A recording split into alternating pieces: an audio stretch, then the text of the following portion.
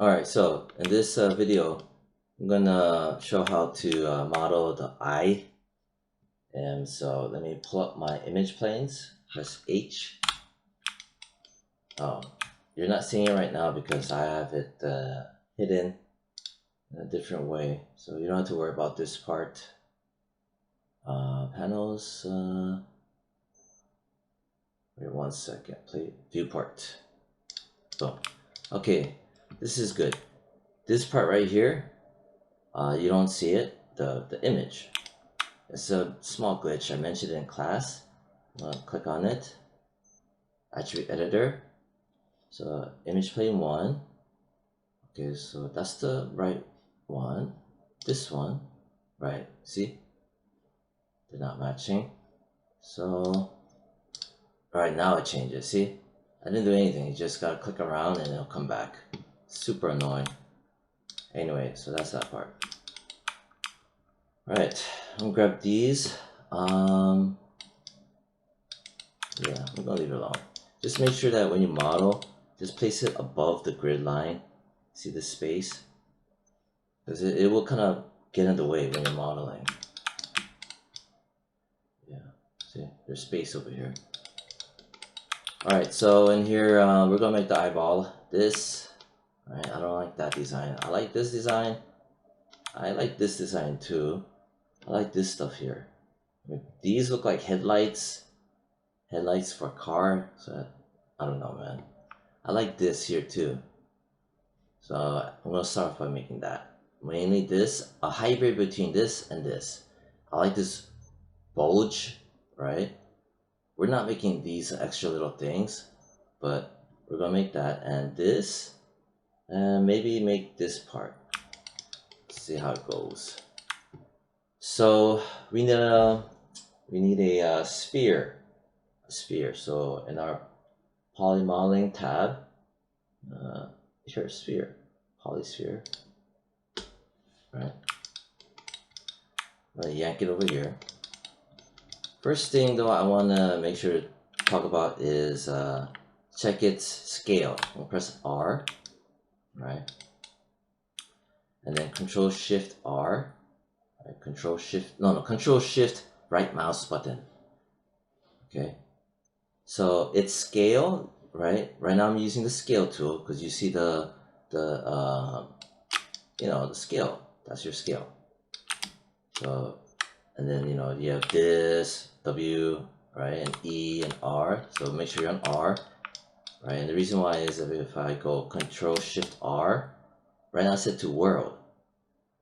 And you know how I taught you guys that you can go into object mode as well. Well, for whatever reason I have it set to world, right?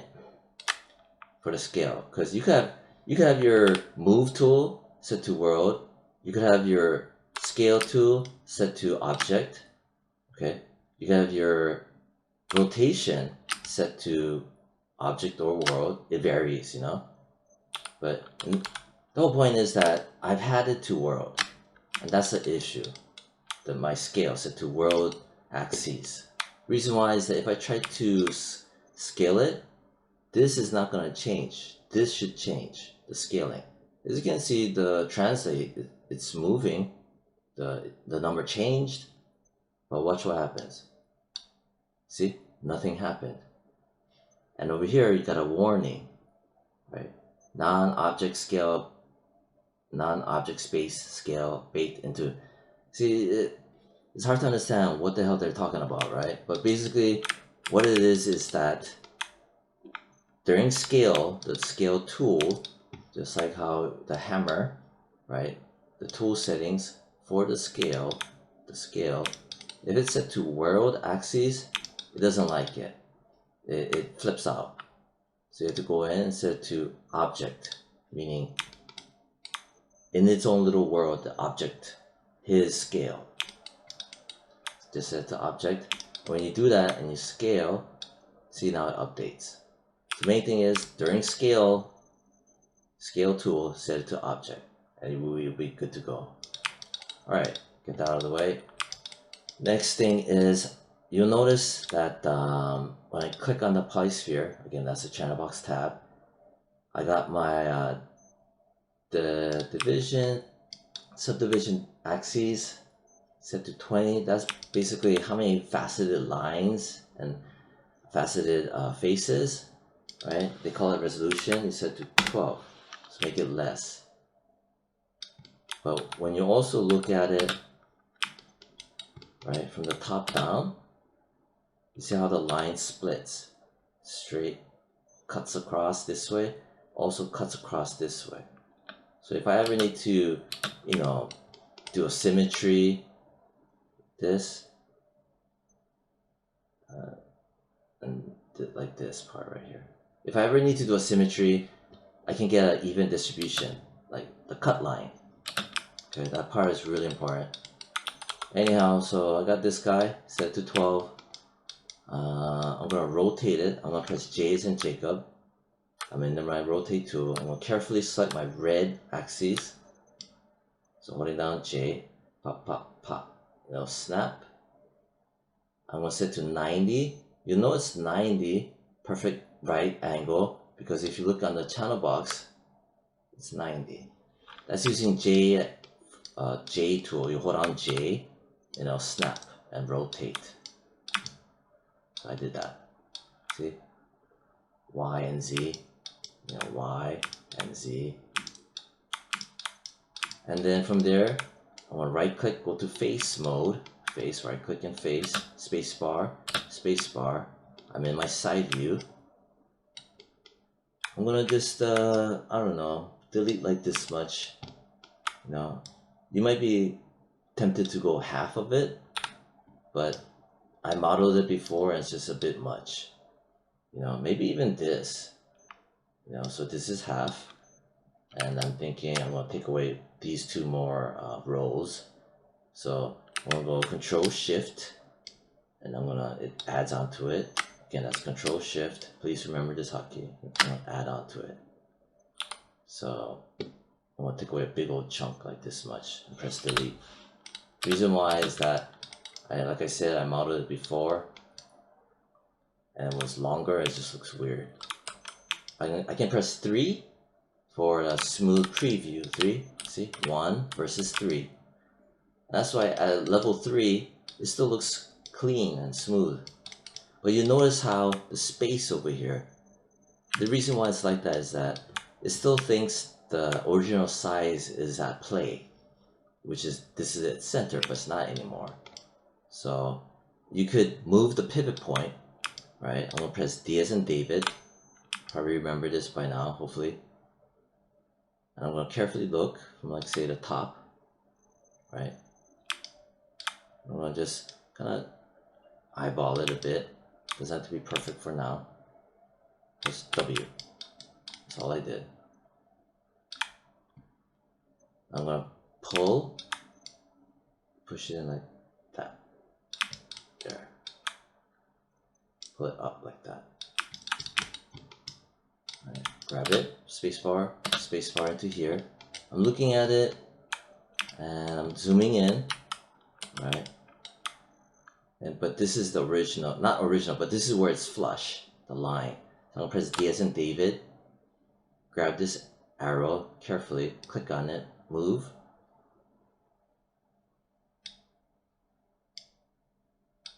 Let go, press W to get out.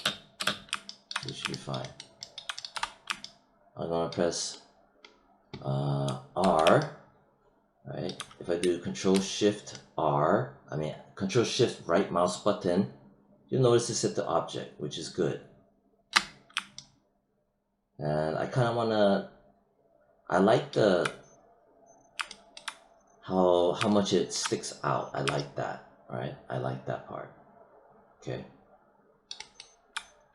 Because the silhouette is strong. Silhouette. That's the reason why I like it. But I don't like the fact that it's big, you know, from the front view. See? Wide and wide. But I do like how much it pokes out. So you're going to want to use the scale tool. Again, like I said, the scale tool is very important. So the scale tool is this guy right here. The constrained scale. Constrained scale. Because you could try to do this, right? You do this. This is right? Like from the center, and I kind of like this size. Made it smaller, like 0.845 smaller. When you do that, the how much it juts out, it also goes down. I mean, it doesn't poke out as much, because if I undo, watch this, I'm gonna put my cursor here, right there. See, it shrunk by that much. So I'm gonna grab this, I'm gonna do constraint scale.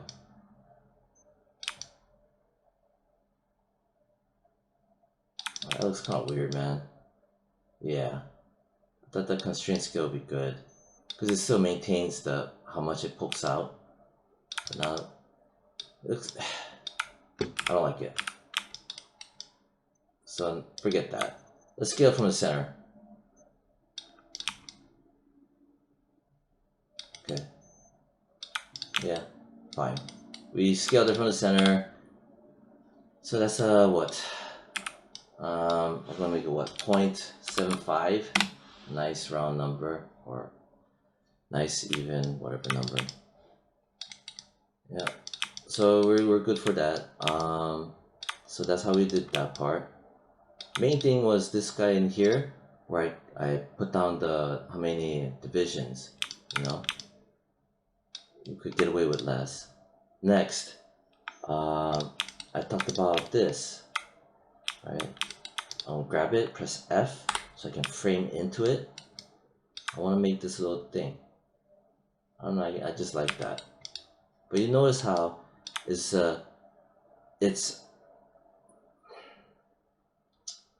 flat, right? It's flat, fairly flat. Well, this is oval, not oval, but bulgy. So I kind of like that contrast in shapes. I'm gonna try to mimic that. See the shading on this thing? So grab this, press F to frame onto it, right? Grab this, and go into, I'm gonna press Q to hide the tool, Q, right click edge mode. I'm gonna press 4 for wireframe. This part right here, I want that edge. Double click, right? Remember, I'm in edge mode and I double clicked. I pressed 4 for wireframe. I'm gonna press 5 to get out of it. I'm gonna do a extrude. Shift right click, extrude edge. Okay, so it's gonna do this weird looking thing, but I don't want this. It's gonna scale out like this. I don't want that. That looks even more weird. I'm gonna press this little dial. When you do that, it's gonna be from the dead center. Right? Be careful about the gizmos. Don't mess with it. So that dial makes it dead center when it comes to scaling. But you notice I don't have my gizmo, my scale from the center, right? So you have to carefully click any one of these cubes. Now you see the gizmo.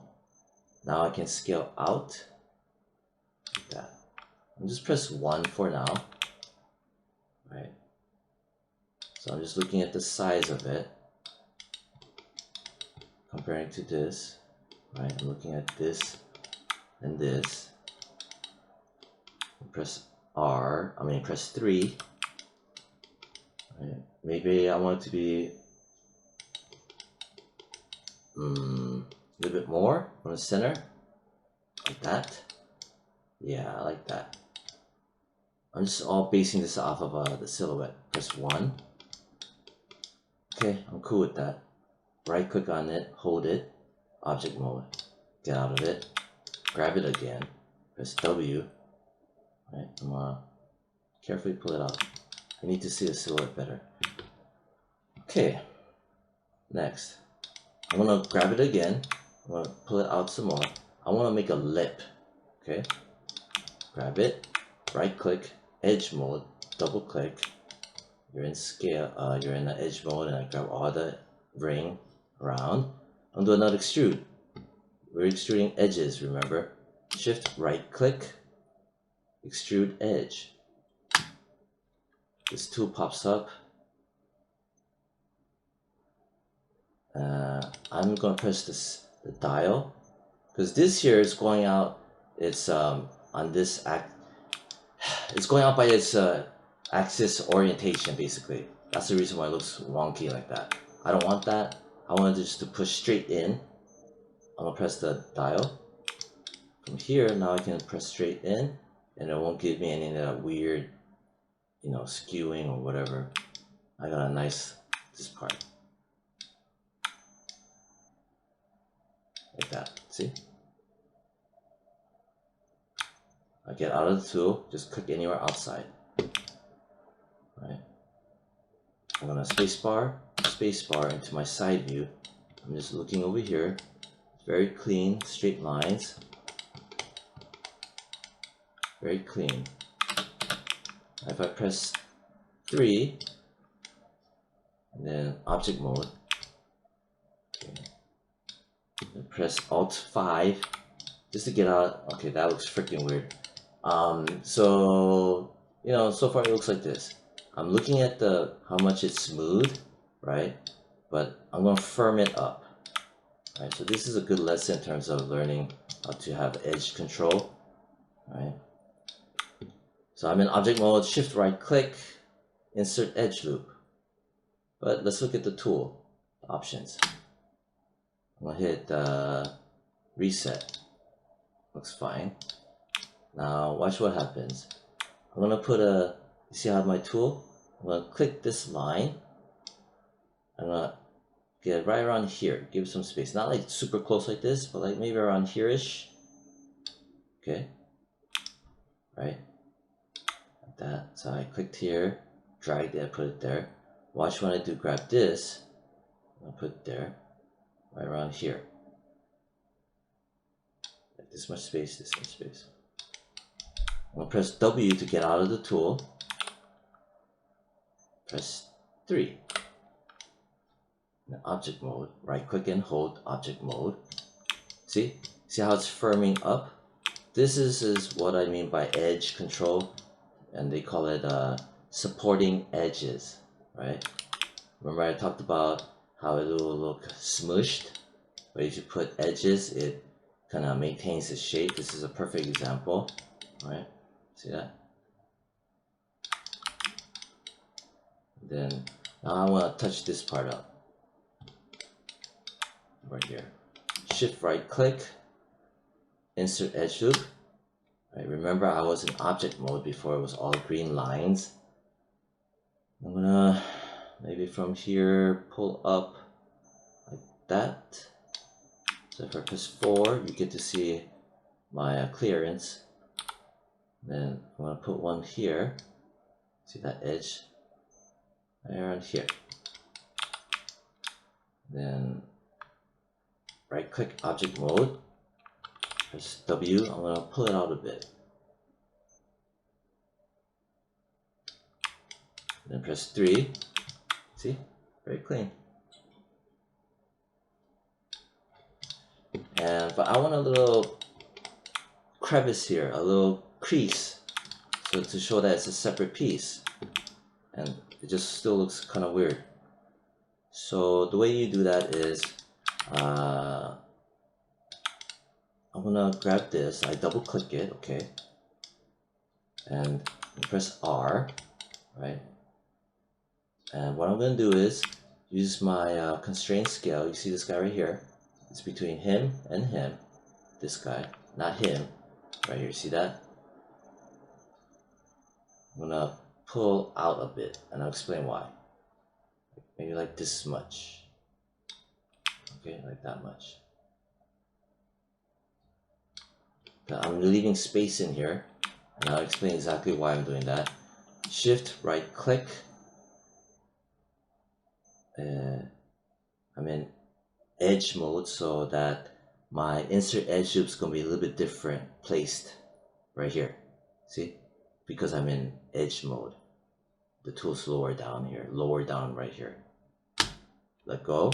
And now I'm gonna place one right here. Okay.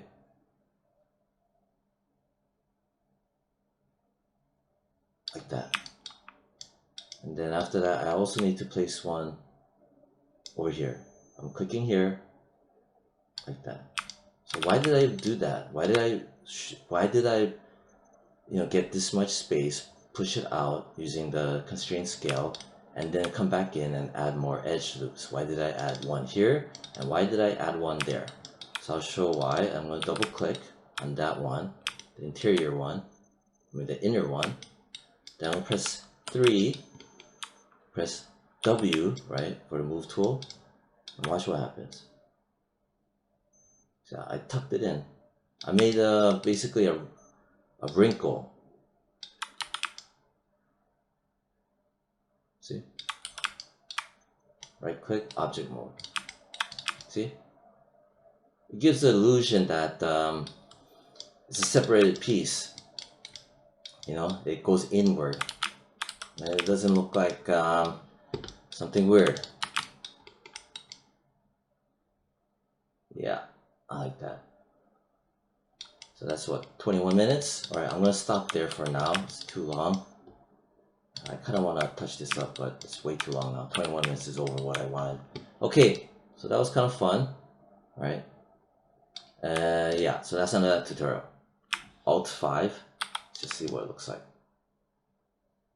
We're gonna work on it a little bit more, and then that's it. Bye.